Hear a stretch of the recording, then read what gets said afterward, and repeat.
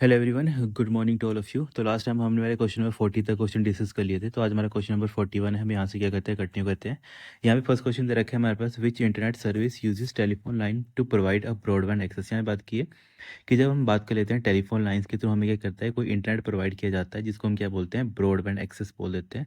तो as per option देखा जाए तो कौन सी हमारे पास एक टेलीफोन लाइन है जो ये हमें प्रोवाइड करती है काम। तो एज पर ऑप्शन देखा जाए तो यहाँ पे सी यहाँ पे राइट आंसर हो जाएगा। क्योंकि जब हमने basically over the telephone line जब भी हमें कोई इंटरनेट प्रोवाइड किया जाता है तो मैंने आपको बताया था कि हम क्या करते हैं, डिजिटल सब्सक्राइबर लाइन के बारे में पढ़ते हैं। और डीएसएल के अंदर हम टू पार्ट्स पढ़ते हैं। एक हम पढ़ते हैं ए डीएसएल के बारे में, और दूसरा हम पढ़ते हैं सिंपल जो हमारे पास सिमेट्रिक डीएसएलएस होता है, या फिर इसको समटाइम एसटीएलएस के नाम से भी हम जानते हैं ना। एक होता है सिमेट्रिक और दूसरा होता है हमारे पास असिमेट्रिक डिजिटल सब्सक्राइबर लाइन। तो ये दोनों चीज़ें पूछी जाती हैं ये हमारे एग्जाम में, और इनकी फुल फॉर्म पूछी जाती है। तो आप हमेशा अपने याद रखना है कि जब भी हम एडीएसएल या फिर डीएसएल की बात करते हैं तो ये एक ऐसी टेक्नोलॉजी होती है, सिंपल बोलने का मतलब है कि डीएसएल हमारे पास ऐसी टेक्नोलॉजी होती है जहाँ पे हम क्या करते हैं, जहाँ से हम डाटा वगैरह को ट्रांसमिट करते हैं। अब ट्रांसमिट मतलब क्या करेंगे, हम भेजेंगे डाटा को ना, तो भेजेंगे किसके ऊपर, तो भेजेंगे सर हमारी कोई ना कोई कॉपर लाइन होगी, उसके ऊपर हम डाटा भेजेंगे। और हमेशा आपने याद रखना है कि हम क्या करते हैं, जब भी हम डीएसएल की बात करते हैं तो डीएसएल की फुल फॉर्म ही क्या होती है, डीएसएल की फुल फॉर्म होती है हमारे पास digital subscriber line. Subscriber line. अब यहाँ पे देखो क्या मैंने टर्म यूज़ किया, डिजिटल। तो इसका मतलब है कि जब भी हम डाटा ट्रांसमिट करेंगे ओवर द कॉपर लाइन तो हम किस टाइप का डाटा ट्रांसमिट करेंगे, हम हमारा एक डिजिटल डाटा हम शेयर करने का काम करेंगे।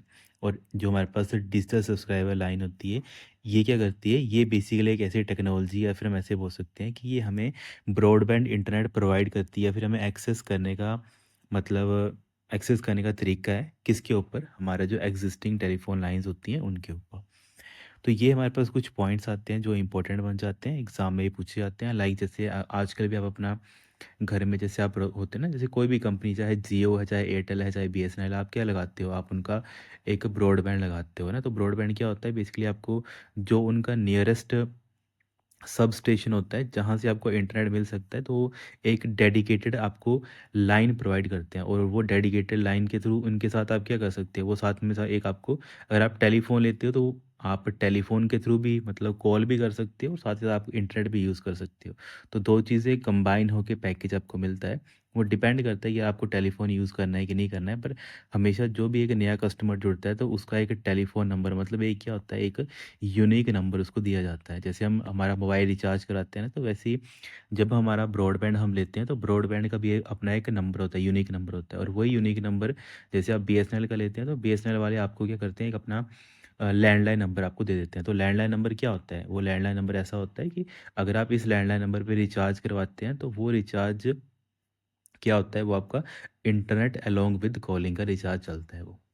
तो कुछ चीज़ें होती हैं, ये सारी प्रैक्टिकल होती हैं, आप डेली लाइफ में इनको यूज़ करेंगे। अगर इन फ्यूचर अगर आपने किसी ने लगवाया होगा तो उनको तो पता होगा, पर जिन्होंने नहीं लगवाया होगा तो उनको ये चीज़ें पता होनी चाहिए कि क्या मतलब होता है, कि जब आपके पास कोई ब्रॉडबैंड लगवाने आएगा या फ्री करने आएगा तो आपको पता होनी, छोटी मोटी चीज़ें हैं। फिर हमारे पास जैसे एक टर्म आती है, इससे पहले हम हिस्ट्री में बात कर लेते हैं। तो एक क्वेश्चन पूछा जाता है कि एक, क्योंकि यहाँ मैंने बात की डिजिटल की, पर हमारे पास क्या होता था हिस्ट्री में, हम एनालॉग डाटा कम्युनिकेशन की बात करते हैं। लाइक मैं बोल देता हूँ कि आपको क्या करना है, आपको ना एनालॉग, आप क्या करेंगे, एनालॉग डाटा के थ्रू क्या करेंगे, आपका जो इंटरनेट है उसको आप यूज़ करेंगे। अब सिंपल बोलने का मतलब है कि एनालॉग डाटा आप क्या करते हो, ट्रांसफ़र करते हो किसके ऊपर, ओवर द टेलीफोन लाइन। ठीक है, ओवर द टेलीफोन लाइन। अब देखो डिफरेंस क्या दोनों में, यहाँ पे मैंने बात की डिजिटल की, पर यहाँ पे मैंने बात की एनालॉग डाटा की। मतलब एनालॉग डाटा आप क्या कर रहे हो, एक टेलीफोन लाइन के ऊपर आप भेज रहे हो। तो इस चीज़ को क्या बोला जाता है, और इसके लिए आपको क्या करना पड़ता है, इसके लिए आपको एक डायल इन की रिक्वायरमेंट पड़ती है। मतलब जो भी आपका सर्विस प्रोवाइडर है वो आपको क्या देगा, वो आपको एक अपना यूनिक नंबर देगा जिसको आप यहाँ पे एंटर करेंगे, साथ ही यहाँ पे वो आपको पासवर्ड देगा। और यहाँ पे जैसे आप रिक्वेस्ट करेंगे तो रिक्वेस्ट होने के बाद वो आपके जो भी इंटरनेट सर्विस प्रोवाइडर है उसके पास जाएगा वो रिक्वेस्ट, और वो उसको अप्रूव करेगा और आपका जो इंटरनेट है वो चलना स्टार्ट हो जाएगा। तो ये टेक्नोलॉजी पुरानी है और इसको क्या बोला जाता था, इसको हम डायल अप के नाम से जानते हैं। तो कल को यही क्वेश्चन पूछा जाएगा कि what are the difference between dial up and DSL. तो आप बोलेंगे कि सर डायल अप जो हमारे पास होता था, इसको मैं लिख देता हूँ यहाँ पे, हमारे पास जो डायल अप होता था वो हमारा सर एनालॉग डाटा के ऊपर काम करता था, और जो हमारे पास डीएसएल है, डिजिटल सब्सक्राइबर लाइन, ये हमारा डिजिटल डाटा के ऊपर काम करता है। और जो हमारे पास डायल अप जो था एक पुराना टेक्नोलॉजी के ऊपर बेस्ड था, और डायल अप की एक बार स्पीड पूछी गई थी कि व्हाट इज़ द मतलब ऐसे बोल सकते हैं कि एक मैक्सिमम इंटरनेट स्पीड कितनी हमें प्रोवाइड करता था एक डायल अप। तो डायल अप की मैक्सिमम स्पीड कितनी होती थी? 56 किलो बिट्स पर सेकंड, है ना, केबीपीएस हम इसको बोलते हैं। तो ये भी इंपॉर्टेंट डाटा है, ये भी एग्जाम में एक बार पूछा गया था, तो इसको भी आप नोट कर सकते हैं। बाकी एडीएसएल के बारे में मैंने जो इंपॉर्टेंट चीज़ें थी वो मैंने आपको बताई दी। हमेशा याद रखना है कि जब भी हम एडीएसएल की बात कर लेते हैं तो एडीएसएल में क्या होता है, इसमें मैंने ये आपको बताई थी कि जब हम सिमेट्रिक की बात कर लेते हैं और जब हम एसिमेट्रिक की बात कर लेते हैं, याद करो मैंने आपको ये चीज़ें पहले कवर करवाई थी। सिमेट्रिक में मैंने बोला था कि हमारे पास जैसे मान लेते हैं कि ये आपका मोबाइल फ़ोन आ गया और ये आपकी कंपनी आ गई है ना, या फिर आपका जो आपको इंटरनेट प्रोवाइड कर रहा है। इसमें क्या होता है, आप क्या करते हो, आप दो चीज़ें, दो तरीक़ों से अपने डाटा के साथ डील करते हो। एक आप बात कर लेते हो, आप डाटा क्या कर रहे हो, डाटा आप अपलोड कर रहे हो। दूसरा बात कर लेते हो, डाटा आप डाउनलोड कर रहे हो। 2 तरीके से आप क्या कर सकते हो, आप इंटरनेट का यूज़ करते हो, या तो कोई चीज़ डाउनलोड कर सकते हो या तो कोई अपलोड कर सकते हो। तो यही मैंने आपको डिफ़रेंस बताया था कि जब हम एसिमेट्रिक डिजिटल सब्सक्राइबर लाइन पढ़ते हैं और एक हम सिमेट्रिक डिजिटल सब्सक्राइबर लाइन पढ़ते हैं, इन दोनों में डिफ़रेंस क्या होता है? मेन डिफ़रेंस क्या होता है इन दोनों में? इन दोनों में मैंने यही बताया था कि जहाँ पे हम क्या करते हैं एडीएसएल के अंदर, यहाँ पे जो हमारे पास डाउनलोड स्पीड होती है वो ज़्यादा रहती है एज़ कम्पेयर टू हमारे अपलोड स्पीड, है ना। हम हमेशा जो इंटरनेट यूज़ करते हैं ना, वो हम कैसे करते हैं, वो हम एडीएसएल का यूज़ करते हैं, क्योंकि ये हमें क्या पड़ता है, ये हमें सस्ता पड़ता है, चीप पड़ता है। चीप मतलब ऐसे तो नहीं बोल सकते, रिचार्ज तो महंगे ही होते हैं, पर अगर टेक्निकल टर्म में देखा जाए तो यहाँ पे क्या होता है, यहाँ पे सर ये हमारे पास एक ऐसा इंटरनेट का कनेक्शन है या फिर माध्यम है, जहाँ पे जब भी हम कोई चीज़ डाउनलोड करते हैं तो डाउनलोड की स्पीड हमें अच्छी मिलती है।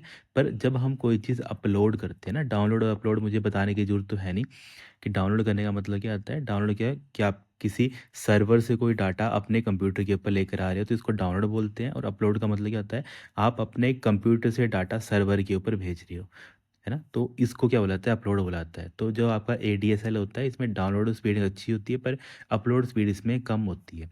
पर यही जगह अगर हम बात कर लेते हैं सिमेट्रिक में, तो सिमेट्रिक में चाहे आप डाउनलोड कर लो, चाहे आप अपलोड कर लो, इन दोनों में क्या होती है, स्पीड आपकी बराबर ही रहती है। स्पीड क्या रहती है, हमेशा इक्वल रहती है। तो ये फ़ायदा होता है, और ये हमेशा महंगे नेटवर्क होते हैं तो वहाँ पे आपको देखने को मिलता है। तो ये इन दोनों में डिफरेंस था, तो इनको भी आपने क्या करना है, एग्ज़ाम पर्सपेक्टिव के वे में आपने इनको नोट करके लिखना है। ये हमने पहले डिस्कस किया था, पर आपकी छोटी-मोटी रिवीज़न होती रहे साथ में, तो मैंने यहाँ पे बता दिया। बाकी डायल अप भी इम्पोर्टेंट है, इसको भी आपने नोट कर लेना है ना? बाकी इसके अलावा कुछ और जैसे पॉइंट्स रहते हैं कि मतलब ये कौन-सा मतलब टेक्नोलॉजी या फिर किस टाइप की वायर हम यूज़ करते हैं जब हम डिजिटल सब्सक्राइबर लाइन की बात कर लेते हैं, तो कॉपर लाइन आपने हमेशा याद रखना है, एग्ज़ाम में पूछी जाती है काफ़ी बार। इसके अलावा जैसे हम इसके अलावा भी कुछ और पढ़ते थे, जैसे हम फाइबर ऑप्टिक्स पढ़ते थे, तो फाइबर ऑप्टिक्स में हम बेसिकली ग्लास या फिर प्लास्टिक थ्रेड का हम यूज़ करते थे, है ना? तो जैसे वहाँ पे अगर कोई क्वेश्चन आएगा इससे मिलते-जुलते तो हम उसको वहाँ पे डिस्कस कर लेंगे। देन हमारे पास नेक्स्ट क्वेश्चन आता है, विच of the flowing internet services is not affected by your location wire cable but can be slower, है ना। तो ये कौन सी बन जाती है, ये हमारे पास सैटेलाइट हमारे पास बन जाती है, क्योंकि आप खुद देखो बाकी सभी में आप क्या करते हो, बाकी सभी में सर हम क्या करते हैं, एक जगह से दूसरी जगह में हम क्या करते हैं, जब भी कनेक्शन बनाना होता है तो हमें बीच में कोई ना कोई केबल की ज़रूरत पड़ती है। तो वही यहाँ पे लिखा हुआ है कि ऐसी कौन सी इंटरनेट सर्विस है जहाँ पे आपको मतलब कोई लोकेशन से लेना देना नहीं है। यहाँ पे क्या होता है, लोकेशन इन द सेंस ना तो आपको वायर लगाने की ज़रूरत है, ना तो केबल लगाने की ज़रूरत है ना?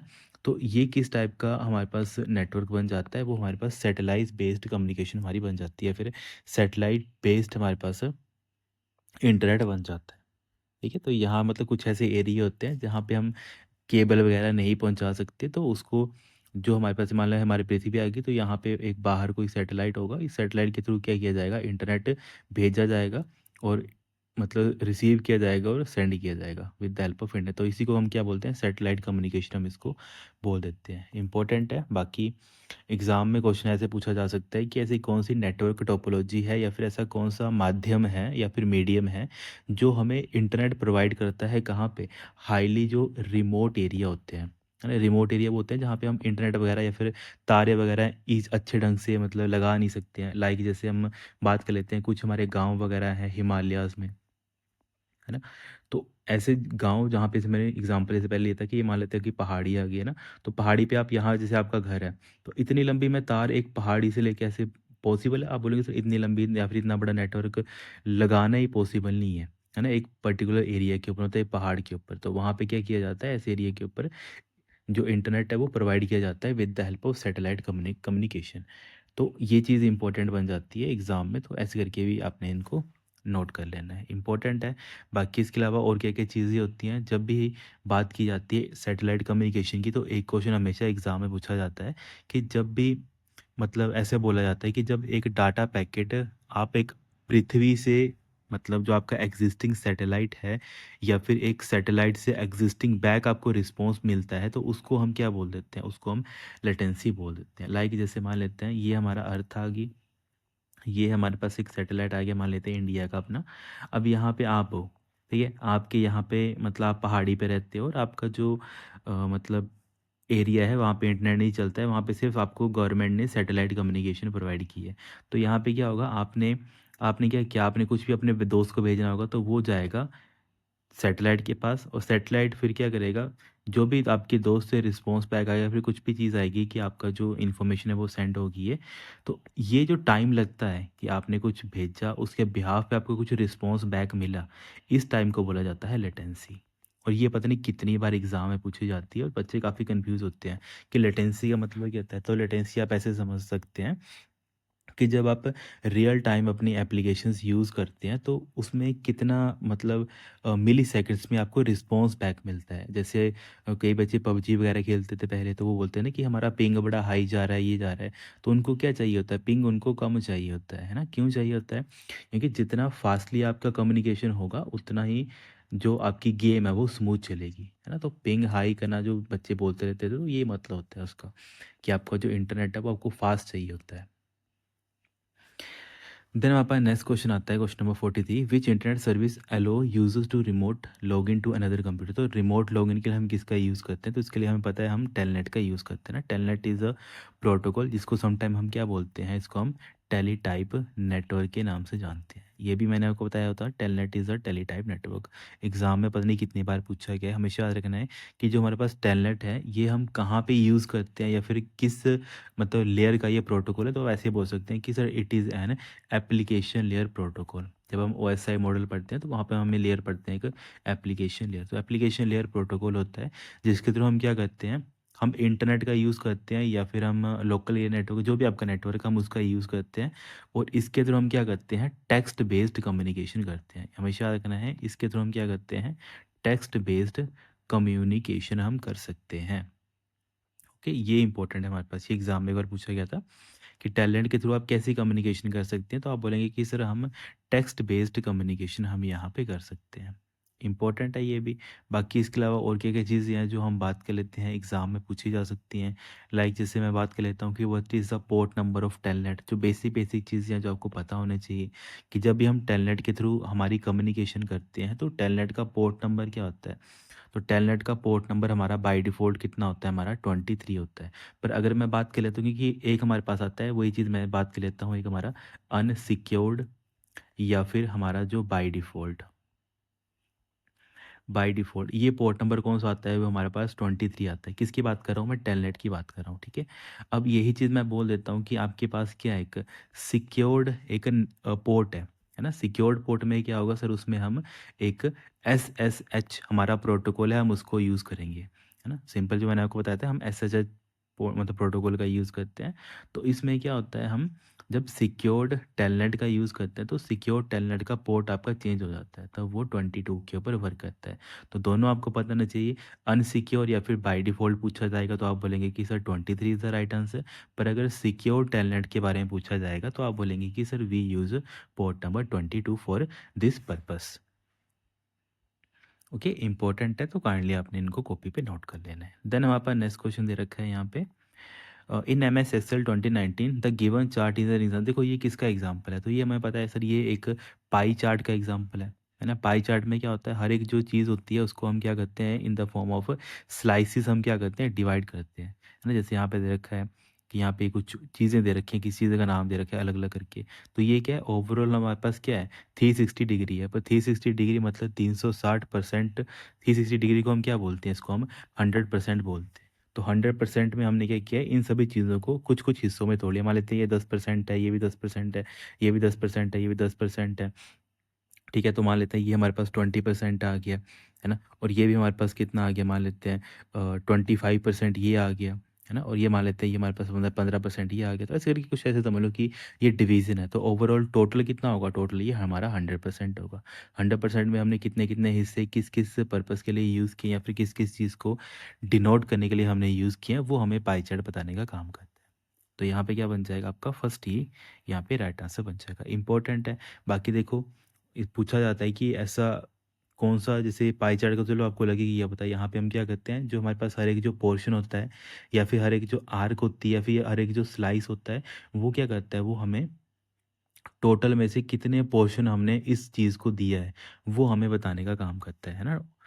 तो बाकी यही चीज़, बाकी देखो जैसे लाइन चार्ट है, तो लाइन चार्ट का क्या क्वेश्चन पूछा जाता है कि ऐसा कौन सा चार्ट है, यहाँ पे आप लिख सकते हैं। लाइन चार्ट का बस यही क्वेश्चन पूछा जाता है कि ऐसा कौन सा चार्ट है जो क्या करता है, जो हमें बेसिकली एक ट्रेंड बताने का काम करता है ना। ऐसे बोल सकते हैं कि अगर आपको ट्रेंड वगैरह चेक करना है, ठीक है, ट्रेंड कहाँ पे, over a period of time, over a period, है ना। अ पीरियड मतलब आप ऐसे भी लिख सकते हो, over a continuous time frame, ठीक है, या फिर टाइमलाइन। तो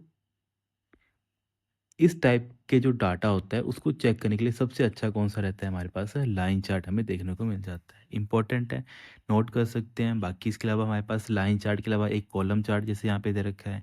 तो कॉलम चार्ट क्या होता है, तो कॉलम चार्ट आपने यही याद रखना है कि ऐसा हमारे पास चार्ट होता है जो डाटा को डिस्प्ले करता है वर्टिकली और रेक्टेंगुलर बार की फॉर्म में, मतलब कॉलम की वे में वो क्या करता है, डाटा को रिप्रेजेंट करने का काम करता है। तो इसको हम कॉलम चार्ट बोल देते हैं। हमेशा आपने याद रखना है कि जब हम कॉलम चार्ट यूज़ करते हैं तो दो कॉलम्स होते हैं कि हमारे पास वो वर्टिकल रहते हैं, और इसी का उल्टा एक हमारे पास बार चार्ट भी आता है, ठीक है।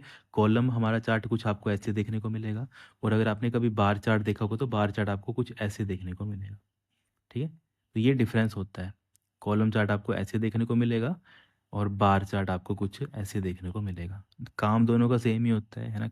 क्या काम करते हैं बेसिकली, ये हमें एक पर्टिकुलर, अगर हमें वो देखना है, एक पर्टिकुलर देखना है कि मतलब कितने ही हमें ओवर द टाइम हमें कितना प्रॉफिट हो रहा है, वो सारी चीज़ें अगर हमें एनालाइज करनी है तो उनके लिए हम कॉलम चार्ट का यूज़ करते हैं। और बार चार्ट जस्ट इनकी शेप्स अलग होती हैं, काम एग्जैक्टली इनका सेम ही रहता है। बाकी इसके अलावा डोनट चार्ट हमने पढ़ा हुआ है। डोनट चार्ट में हम क्या करते हैं, ये हमारे पास पाई चार्ट की तरह ही होता है, बट इसमें मल्टीपल डाटा सीरीज होती हैं, फिर मल्टीपल हमारे पास रिंग्स होती हैं। ये भी हमने पढ़ा हुआ है इसके बारे में, डोनट चार्ट के बारे में। तो कुछ इंपॉर्टेंट चीज़ होती है तो उनको आपने कॉपी पे नोट कर लेना होता है।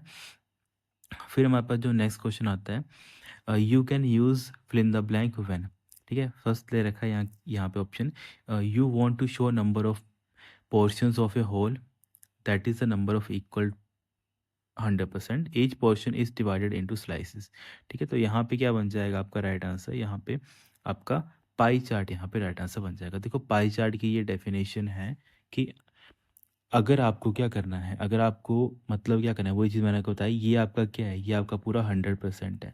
तो 100% में अगर मुझे कुछ हिस्सा दिखाना है, लाइक मैं बोल देता हूँ कि यहाँ पे मेरे 50% क्या है, 50% मेरे ऑरेंजेस हैं, मेरे संतरे मेरे 50% है, सपोज कर लेते हैं। फिर यहाँ पे 10% मैंने एप्पल मार्केट से खरीदे हैं, तो एप्पल मेरे पास कितने हैं, 10% है। वही मैं बोल देता हूँ 20% मेरे पास क्या है, 20% मेरे पास मान लेते हैं कि मेरे पास क्या है, बनानाज हैं, ओके। और मैं लास्ट में बोल देता हूँ कि लास्ट में जो 20% है, ये मेरा क्या है, मान लेते हैं ये मेरे ग्रेप्स हैं, ओके। तो यहाँ पे देखो मैंने क्या किया, ओवर जो भी टोटल मेरा सामान था उनको मैंने क्या किया, उनको मैंने पोर्शंस में डिवाइड कर दिया, है ना, कि 10% है, 20% है, 20% और 50% है। तो वही लिखा है, you want to show number as a portion of whole, ठीक है। पूरे में से पूरे पोर्शन, पूरा पोर्शन कितना होता है, 100%। अब मैं बोलूँ कि एप्पल मेरा कितना है, एप्पल मेरे 10% है, किस में से, मेरे 100% में से। तो एप्पल मेरा टोटल कितना हुआ मेरा सर, एप्पल 1/10 पोर्शन हुआ मेरे पूरे के पूरे हिस्से का।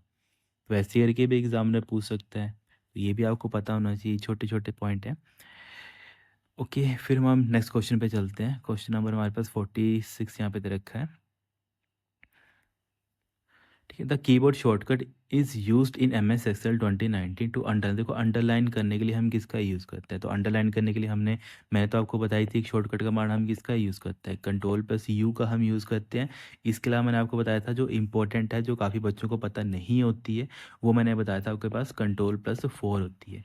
ये इंपॉर्टेंट बन जाती है क्योंकि ये मैक्सिमम बच्चों को पता होती है, पर ये एग्जामिनर तभी डालता है ये चीज़, क्योंकि बच्चों को ये पता नहीं होती है। तो यहाँ पे क्या बन जाएगा आपका, ये आपका राइट आंसर बन जाएगा। अब देखो और क्या क्या चीज़ें हमारे पास बन जाती हैं, लाइक जैसे ये तो चलो इंपॉर्टेंट आ जाता है, बाकी हमने जैसे मैंने आपको एक्सेल के अंदर बताया था, जैसे यहाँ पे एक्सेल की ही बात की है, तो ना एक्सेल में हम अंडरलाइन करने के लिए किसका यूज़ करते हैं, कंट्रोल+4 का यूज़ कर सकते हैं।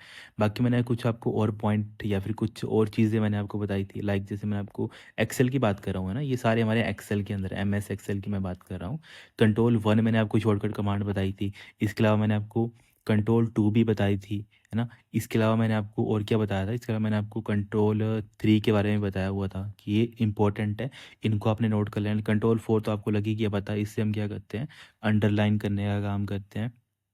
इसके अलावा हमारे पास कंट्रोल+5, तो ये सारे हमारे पास इंपॉर्टेंट शॉर्टकट कमांड्स होती हैं, क्योंकि जब हम एक्सेल में पढ़ते हैं तो कंट्रोल 1 क्या काम करता है, तो ये हमारे पास sir format cell dialog box को ओपन करता है। तो आज से लिख लेना कि सर इट ओपन किस चीज़ को, फॉर्मेट सेल डायलॉग बॉक्स, है ना, डायलॉग बॉक्स, है ना। इसी को हम समटाइम क्या बोल देते हैं, कॉन्टेक्स्ट मेनू भी हम इसको बोल देते हैं कई बार, है ना। तो कंट्रोल 1 से क्या होगा, आपका सेल डायलॉग बॉक्स ओपन हो जाएगा। वहीं आपका कंट्रोल 2 से क्या होगा, कंट्रोल 2 से आप किसी भी चीज़ को बोल्ड कर सकते हो, मोटा कर सकते हो, है ना। लाइक जैसे हम क्या करते हैं, दूसरी मैंने शॉर्टकट कमांड कौन सी बताई है हमने, कंट्रोल+B तो पढ़ी हुई है, पर इसके अलावा कंट्रोल+2 भी क्या होती है, किसी चीज़ को बोल्ड करने का काम करती है। इसके अलावा हमारे पास कंट्रोल+3 क्या करती है, ये हमारी किसी भी टेक्स्ट को इटैलिक करने का काम करती है। इसके अलावा और आपने कौन सी शॉर्टकट कमांड पढ़ी है, आपने पढ़ी होगी कंट्रोल+I। कंट्रोल+I से हम इटैलिक कर सकते हैं, पर आपको पता होना चाहिए कि हम कंट्रोल+3 का भी यूज़ करते हैं कहाँ पे, हमारे एक्सेल के अंदर, to change our content to the italic format, है ना, या फिर इटैलिक फॉर्म में हम कन्वर्ट कर सकते हैं। वही हमारे पास कंट्रोल 5, या फिर आप इसे बोल सकते हैं कि कंट्रोल 5 हम कहाँ यूज़ करते हैं, जब हमें स्ट्राइक थ्रू का यूज़ करना होता है ना। स्ट्राइक थ्रू का आपने काफ़ी बार पढ़ा हुआ है, मतलब क्या होता है, जैसे आप लिखते हो ABC, और आप कभी कई बार देखते हो कि ABC के बीच में से एक लाइन चली गई है, तो जो ये लाइन बीच में से जाती है, इसी लाइन को बोला जाता है स्ट्राइक थ्रू। तो स्ट्राइक थ्रू करने के लिए, इम्प्लीमेंट करने के लिए आपके पास शॉर्टकट कमांड क्या होती है, कंट्रोल+5। तो सारी इंपॉर्टेंट है, इनको आपने ज़रूर कॉपी पे नोट कर लेना है।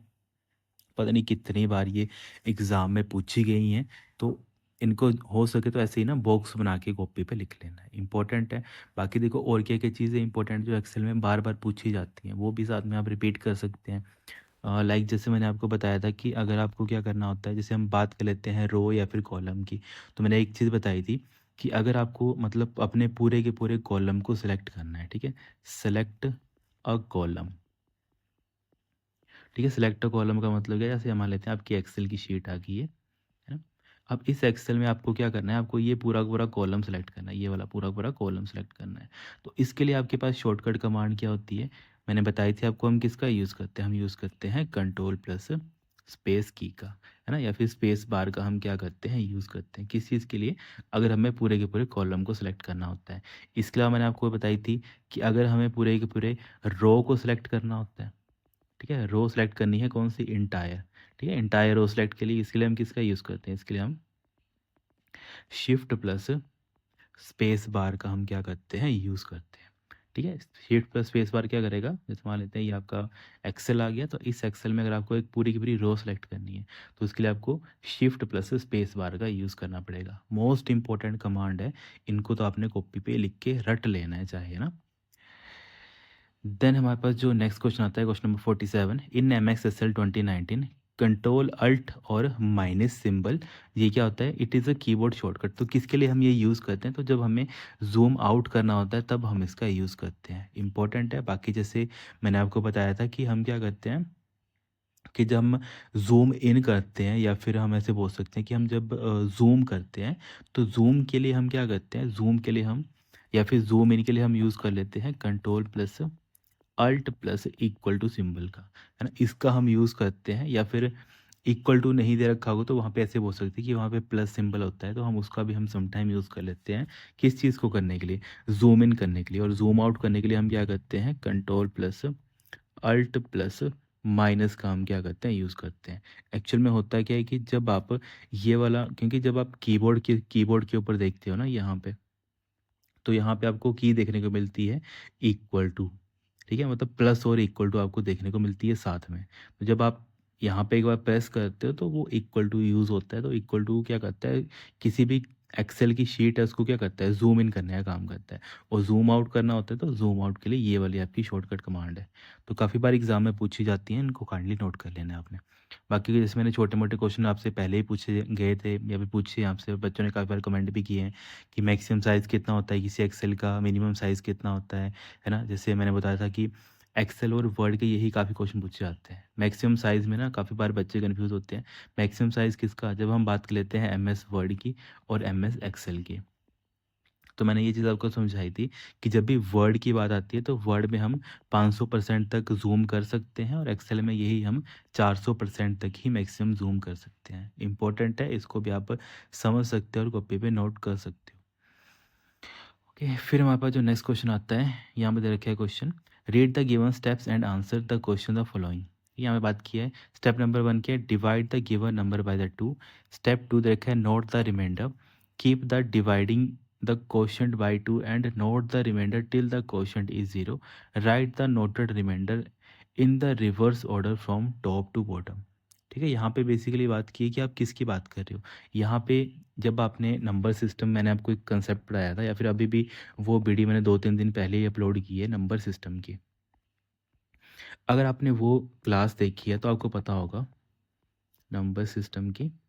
तो वहाँ पे मैंने क्या बताया था, वहाँ पे मैंने आपको ये चीज़ बताई थी कि जब हम नंबर सिस्टम में एक कन्वर्जन पढ़ते हैं, किस चीज़ का कन्वर्जन पढ़ते हैं, हम पढ़ लेते हैं कि जब हम किसी डेसिमल नंबर को किस में कन्वर्ट करते हैं, बाइनरी नंबर में। तो हम क्या करते हैं कि जो भी हमारा डेसिमल नंबर होता है, इसको हम 2 से भाग करते हैं, ठीक है, 2 से हम इसको क्या करते हैं, डिवाइड करते हैं। कब तक डिवाइड करते हैं, और 2 से डिवाइड करने के साथ हम क्या करते हैं, जब भी हम किसी नंबर को भाग करते हैं तो उसका जो रिमाइंडर होता है, रिमाइंडर को साथ साथ में लिखते रहते हैं, और जो भी हमारे पास आउटकम आती है उसको हम फर्दर 2 से डिवाइड करते हैं। कब तक करते हैं, जब तक जो हमारा लास्ट में रिमाइंडर कितना हो जाए, रिमाइंडर हमारा ज़ीरो ना रह जाए। तो इस चीज़ को क्या बोला जाता है, वही यहाँ पे स्टेप लिखे हुए हैं। तो ये किसके स्टेप हैं, तो ये स्टेप आता है जब हम किसी भी डेसिमल नंबर को बाइनरी में कन्वर्ट करते हैं। लाइक जैसे मैं एक नॉर्मल सा एग्जांपल यहाँ पे ले लेता हूँ। मैंने यहाँ पे एग्जांपल ले लिया कि आपके पास, मान लेते हैं नंबर है आपके पास 7, ठीक है, 7 आपका एक नंबर है आपका डेसिमल में, आप इसको कन्वर्ट कर दो इसमें बाइनरी में। तो आप कैसे करेंगे, आप सबसे पहले 7 लिखेंगे।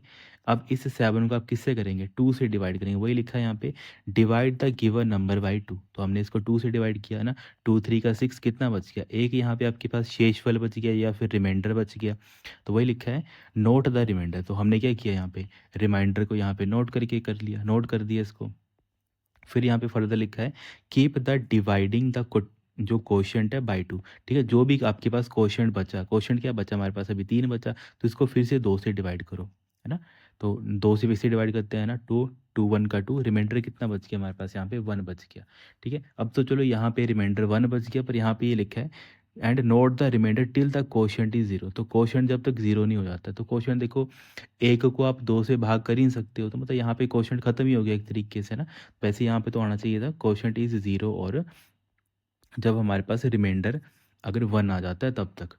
ठीक है, तो फिर उसके बाद हम क्या करते हैं, राइट द नोटेड रिमाइंडर। अब जो भी रिमाइंडर आते हैं उनको आप रिवर्स ऑर्डर में लिखेंगे, कहाँ से, बॉटम से टॉप। तो जो मैंने आपको बताया था हम कैसे लिखते हैं, हम ऐसे करके लिखते हैं। तो ऐसे करके लिखते हैं, तो मतलब सबसे पहले हम इसको लिखेंगे, फिर इसको लिखेंगे, फिर इसको लिखेंगे। तो कितना आ जाएगा हमारे पास 111 यहाँ पे राइट आंसर हो जाएगा। और जो सबसे पहला जो 1 होता है इसको हम MS भी बोल देते हैं, और जो सबसे लास्ट का जो 1 होता है इसको हम LS भी बोल देते हैं। मोस्ट सिग्निफिकेंट बिट और लीस्ट सिग्निफिकेंट बिट के नाम से हम इनको जानते हैं। तो ये स्टेप हमारे पास डेसिमल टू बाइनरी कन्वर्जन के आते हैं। तो यही देखो क्वेश्चन ऐसे ही होते हैं एग्ज़ाम में। एग्ज़ाम में आपको थ्योरी के वे में भी क्वेश्चन डालता है, पर आपको ने जब तक चीज़ें अंडरस्टैंड नहीं की होती हैं तब तक आपको चीज़ें समझ नहीं आती। अगर आपने एक बार चीज़ें समझ ली हैं, अंडरस्टैंड कर ली हैं, तब चाहे एग्ज़ामिनर जैसा मर्ज़ी क्वेश्चन डाल दे, जहाँ मर्ज़ी घुमा फिरा के क्वेश्चन डाल दे, तब आपका क्वेश्चन आपको बस थोड़ी-सी समझ रखनी है उस टाइम पे। फिर आपका क्वेश्चन क्या होगा, गलत नहीं होगा वहाँ पे। ओके, तो ये इंपॉर्टेंट है, इसको भी आपने कॉपी पे नोट कर लेना है। ओके, फिर हमारे पास जो नेक्स्ट क्वेश्चन आता है, fill in the blank is a decimal equivalent of a hexadecimal 1 है। चलो ये आपके लिए एक होमवर्क रहेगा, हमने ये किया भी हुआ है। आप मुझे इसका राइट आंसर बताएंगे कि what is the conversion of this. ठीक है, आप क्या करते हैं, आप किस डेसिमल नंबर को कन्वर्ट करेंगे ताकि वो हेक्साडेसिमल 1A में बदल जाएगा।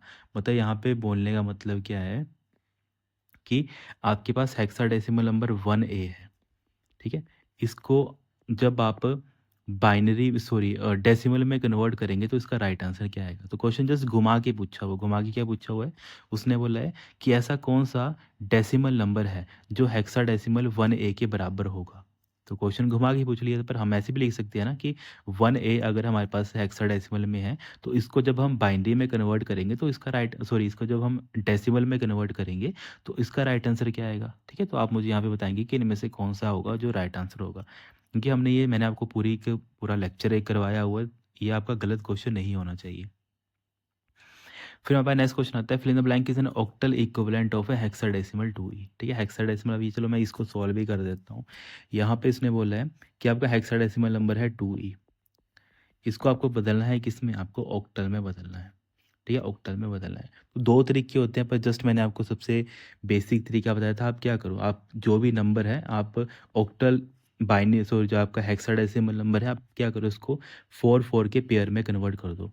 तो जब आप 2 का बाइनरी लिखोगे तो वो कितना आएगा, 2 का बाइनरी आपका ये आ जाएगा, और ई का बाइनरी आपका कितना आ जाएगा, ई कितना होता है आपके पास से। ठीक है, ई आपका 14 होता है, तो 14 का बाइनरी कितना आती है आपके पास, आपका आता है 1110, है ना, ये आपका 14 का आ जाता है। अब आप क्या करोगे, अब आप इन्हीं नंबर को वैसे ही लिख लोगे 0010 1110। अब आप क्या करोगे, अब आपको इसको ऑक्टल में कन्वर्ट करना है, और ऑक्टल में कितने पेयर चलते हैं, ऑक्टल में सर हमारे 3 पेयर चलते हैं, फिर 3 बॉक्सेस में हम लिखते हैं। तो आप 3 बॉक्स ये बना लो, 3 बॉक्स ये बना लो, और बाकी तो आगे 0 है, तो 0 से तो कोई फ़र्क ही नहीं पड़ता, तो इसको आप कैंसिल कर सकते हो। अब जो आपके पास 110 होता है, तो 110 क्या होता है, ये आपके पास 6 होता है, और 101 कितना होता है आपके पास, ये आपका 5 बन जाता है। तो इसका मतलब है यहाँ पे एज पर क्वेश्चन हमारा राइट आंसर कितना हो जाएगा, आपका 56 यहाँ पे राइट आंसर हो जाएगा। ठीक है, तो यहाँ पे क्वेश्चन नंबर 50 का कितना बन जाएगा यहाँ पे, हाँ यहाँ पे फर्स्ट आपका राइट आंसर बन जाएगा। तो ऐसे करके जस्ट आपने चीज़ें समझनी होती हैं, ये मैंने आपको बताया हुआ है हमने कैसे कन्वर्ट किया हुआ है ना। जिसको नहीं समझ आ रहा है तो नंबर सिस्टम की एक पूरी वीडियो है, डिटेल में वीडियो करवाई हुई है, आप उसको एक बार देख ले, फिर आपको ये सारे छोटे मोटे पॉइंट है वो यहाँ पे क्लियर हो जाएंगे। नेक्स्ट क्वेश्चन आता है हमारे पास, which of the following is a math or trigonometric function. देखो मैंने जब आपको एक्सेल में ये चीज़ बताई थी कि हमें एग्जाम में ना ये पूछे जाते हैं कि आपके पास मैथ फंक्शन कौन से होते हैं, ट्रिग्नोमेट्रिक फंक्शंस कौन होते हैं, या फिर अलग अलग और कौन कौन से फंक्शंस होते हैं। तो ये मैंने आपको डिटेल में बताया था। तो यहाँ पे हमारे पास क्या बन जाएगा, एक ए कॉस फंक्शन हमारे पास क्या बन जाएगा, it is a type of trigonometric function है, मैथ और ट्रिग्नोमेट्री लिखा है तो यहाँ पे ट्रिग्नोमेट्रिक फंक्शन यहाँ पे राइट आंसर बन जाएगा। बाकी एंड और इफ़ ये किस में आते हैं, ये दोनों के दोनों सर जब हम लॉजिकल फार्मूलाज की बात कर लेते हैं या फिर लॉजिकल फंक्शंस की बात कर लेते हैं, ये उसके अंदर आते हैं, है ना। तो इम्पोर्टेंट है, वहीं जो हमारे पास एरियाज़ है, तो एरियाज़ जो फंक्शन आता है ये जब हम यूज़ करते हैं ना इसका लुकअप और रेफरेंस फंक्शन, वहाँ पे आता है ये लुकअप एंड रेफरेंस। ठीक है, लुकअप एंड रेफरेंस फंक्शन जब हम यूज़ करते हैं तो वहाँ पे आपको एरियाज देखने को मिलते हैं। तो जो भी छोटे मोटे पॉइंट होते हैं इनको आप कॉपी पे नोट कर लिया करो, क्योंकि कई बार होता है एग्जामिनर ने ऐसे ही ऑप्शन से ही कई बार क्वेश्चन डाल देता है, तो वो चीज़ें हमको पता होना चाहिए। बाकी जैसे मतलब ट्रिग्नोमेट्री फंक्शन होते हैं इसमें, और क्या-क्या मैंने आपको बताया था। लाइक मैंने आपको बताया था हम साइन फंक्शन इसके अंदर पढ़ते हैं, इसके अलावा कोस फंक्शन जैसे हमने मैथ पढ़ा होगा, साइन, कोस, टैन, ये सारे के सारे हमारे पास किस में आते हैं, ये सारे के सारे हमारे मैथ एंड ट्रिग्नोमेट्री फंक्शन के अंदर आते हैं। ओके, तो ये सारे इंपॉर्टेंट है, तो इनको भी क्या करना है, अपनी कॉपी पे नोट कर लेना है। बाकी प्रोडक्ट, पावर, सीलिंग, फ्लोर ना, ये सारे इंपॉर्टेंट है। जैसे सीलिंग के पता नहीं कितनी बार क्वेश्चन पूछे जाते हैं। सीलिंग का क्वेश्चन आता है एग्ज़ाम में, फ्लोर का क्वेश्चन आता है एग्ज़ाम में, इसके अलावा एकोस का आता है, सम का आता है ना, इसके अलावा प्रोडक्ट का आता है। तो ये सारे हमारे कौन सी कैटेगरी के अंदर आते हैं ना, प्रोडक्ट आता है, राउंड भी आता है एक हमारे पास। तो ये सारे जितने भी मैंने अभी फंक्शन बताए ना, तो ये सारे फंक्शन हमारे मैथ एंड ट्रिग्नोमेट्री के अंदर आते हैं। कोस है, साइन है, कोस है, टैन है, सीलिंग और फोर पता नहीं कितनी बार एग्जाम पूछा गया है। तो ये सारे किस कैटेगरी में आते हैं, तो ये हमारे मैथ एंड ट्रिग्नोमेट्री फंक्शन के अंदर आते हैं। फिर हमारे पास यहाँ पे नेक्स्ट और यहाँ पे लास्ट क्वेश्चन दे रखा है, the I S error function in M X S L 2019 is an example for. तो ये किसका एग्जाम्पल होता है, तो ये हमें देखो इज़ एरर, तो इज़ एरर हमें क्या देता है, तो इज़ एरर सर हमें एक इन्फॉर्मेशन प्रोवाइड करने का काम करता है। तो ये हमारे पास क्या है, एक इन्फॉर्मेशन टाइप का फंक्शन है। तो यहाँ पे डी आपका राइट आंसर बन जाएगा। एक्चुअल में होता है क्या है, अगर आपने इज़ एरर या फिर जो इज़ ई डबल आर है, जिसको हम इज़ एरर के नाम से जानते हैं, ये क्या करता है, इसको मैं यहाँ पे अगर थोड़ा सा डिटेल में बताना हो तो यहाँ पे लिख सकते हो आप कि सर हमारे पास क्या होता है, एक इज़ एरर फंक्शन होता है जब हम एक्सेल में इसको पढ़ते हैं। ये एक ऐसा फंक्शन होता है जो बेसिकली इवेल्युएट करता है, किस चीज़ को इवेल्युएट करता है, इवेल्युएट करता है सेल को।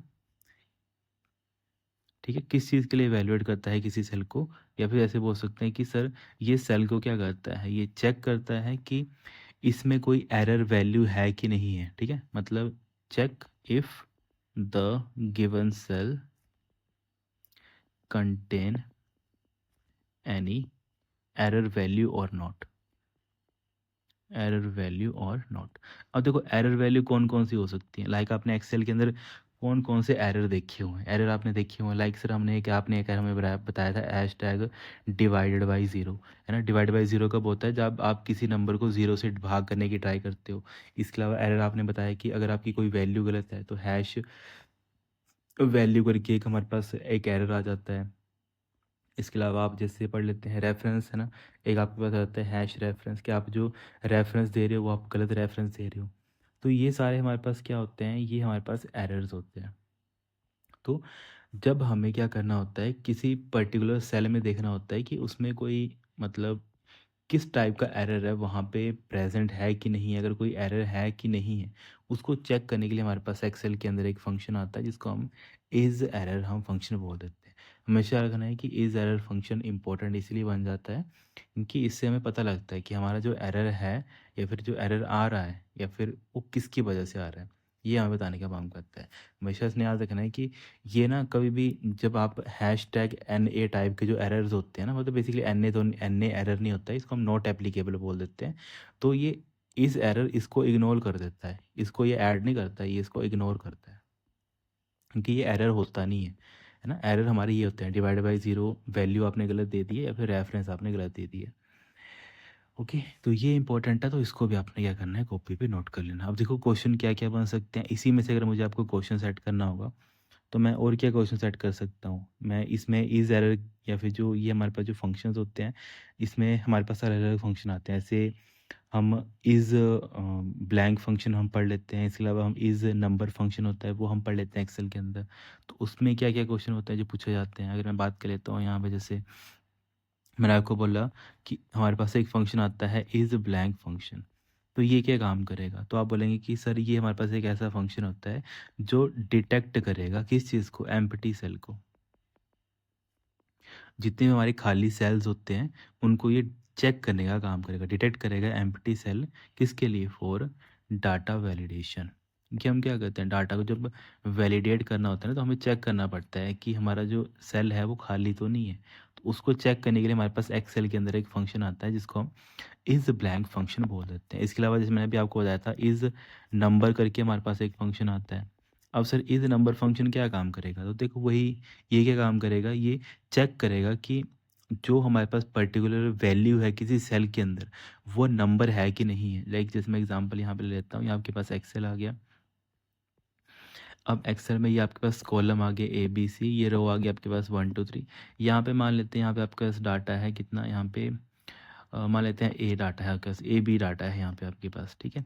अब मैंने क्या किया, मैंने यहाँ पे लिखा, मैंने एक्सेल के अंदर लिखा इज़ नंबर। अब इस नंबर के अंदर मैंने रेफरेंस दे दिया, कौन सा, मैंने रेफरेंस दे दिया ये वाला, ठीक है। तो ये कौन सा था हमारे पास, B2, है ना। B2 मैंने दे दिया ना, B column and second row. तो B2 मैंने रेफरेंस दे दिया। तो अब मुझे आउटपुट में क्या देखने को मिलेगा, मुझे क्या आउटपुट आएगी, तो सर मुझे आउटपुट आएगी फॉल्स, है ना। मुझे आउटपुट क्या देखने को मिलेगी, मुझे आउटपुट फॉल्स देखने को मिलेगी, है ना। तो फॉल्स मुझे क्यों देखने को मिलेगी, क्योंकि जो ये नंबर है, जो जो इस सेल के अंदर जो ये डाटा है, तो वो सर एक टेक्स्ट है। ये हमारे पास क्या है, एक टेक्स्ट है। तो टेक्स्ट नंबर हो सकता है, नहीं हो सकता है, तो मुझे क्या देगा, ये फॉल्स देगा। तो वही है कि इस नंबर क्या करता है, वो चेक करता है कि पर्टिकुलर सेल के अंदर एक तरीके से न्यूमेरिक डाटा है कि टेक्सचुअल डाटा है। अगर टेक्सचुअल डाटा होगा तो वो हमें एरर देगा या फिर फॉल्स देगा, और अगर न्यूमेरिक डाटा है तब वो हमें जो हमारा डिज़ायर्ड आउटकम है, जिसको हम क्या बोलते हैं कि हाँ यस ट्रू, कि वो हमारा नंबर है, तो तब वो हमें ट्रू प्रोवाइड करेगा। तो ये इंपॉर्टेंट बन जाता है। बाकी जैसे हमारे पास इज़ एरर फंक्शन आता है, तो इसके अलावा हमारे पास एक आई एस ये भी आता है। ये दो फंक्शन होते हैं, एक जैसे अभी आपने ये देखा ना इज़ एरर, तो एक इसका जुड़ा हुआ भाई होता है, उसको हम बोल देते हैं इज़ एरर। ये पूरा एरर होता है ये, ठीक है। ये इज़ ई डबल आर होता है और ये इज़ एरर पूरा का पूरा होता है। इन दोनों में यही डिफरेंस होता है कि जो हमारे पास इज़ एरर होता है, ये इग्नोर कर देता है किस चीज़ को, एन ए एरर को। जो मैंने अभी आपको बताया ना, इंपॉर्टेंट चीज़ है वही आप लिखना, बाकी मत लिखना। अगर आपको नोट भी करना होगा कॉपी में ना, तो आप वही नोट करना जो इम्पोर्टेंट है। लाइक मैं अगर आपको शॉर्टकट में इसको बताऊं दोनों को, तो आप इसमें ये नोट कर लेना कि सर जो हमारे पास इज़ एरर का जो फंक्शन होता है ये वाला, और एक हमारे पास क्या होता है इज़ एरर, ठीक है। आप इनको दोनों को ऐसे डिफरेंस में लिख लेना। इन दोनों में मेन डिफरेंस क्या होता है, सबसे पहला डिफरेंस यही आता है कि जो हमारा इज़ एरर फंक्शन होता है, ये सर हमारा इग्नोर कर देता है किस चीज़ को, जो मैंने अभी बताया ना हैश टैग, जो हमारे पास एन ए जो एरर आता है, इसको ये क्या करता है, इग्नोर कर देता है। कौन, हमारा इज़ एरर फंक्शन, ओके। इसके अलावा जो हमारे पास इज़ एरर होता है, ये क्या करता है, ये इग्नोर नहीं करता है, ठीक है। वैसे बोल सकते हैं it does not ignore any error, ignore any error, okay. इसका मतलब है अगर ये वाला एरर भी आएगा इसके पास, तो ये इसको बता देगा कि आप में ये वाला एरर है। सेकंड इंपॉर्टेंट क्या बनता है कि जो हमारे पास इज़ एरर जो मैंने अभी आपको बताया, ये हम कहाँ किसके लिए हम सबसे ज़्यादा यूज़ करते हैं, तो ये हम जब हम टेक्स्ट डाटा की बात करते हैं, तो टेक्स्ट डाटा के लिए हम इज़ ई डबल आर का यूज़ करते हैं। वहीं अगर मैं बात कर लेता हूँ कि मुझे न्यूमेरिक डाटा या फिर जो हमारे पास नंबर्स होते हैं, मुझे नंबर्स के डाटा के साथ अगर उसके साथ डील करना है या फिर उसमें यूज़ करना है एरर फंक्शन को, तो हम उसके लिए इज़ एरर का यूज़ करते हैं।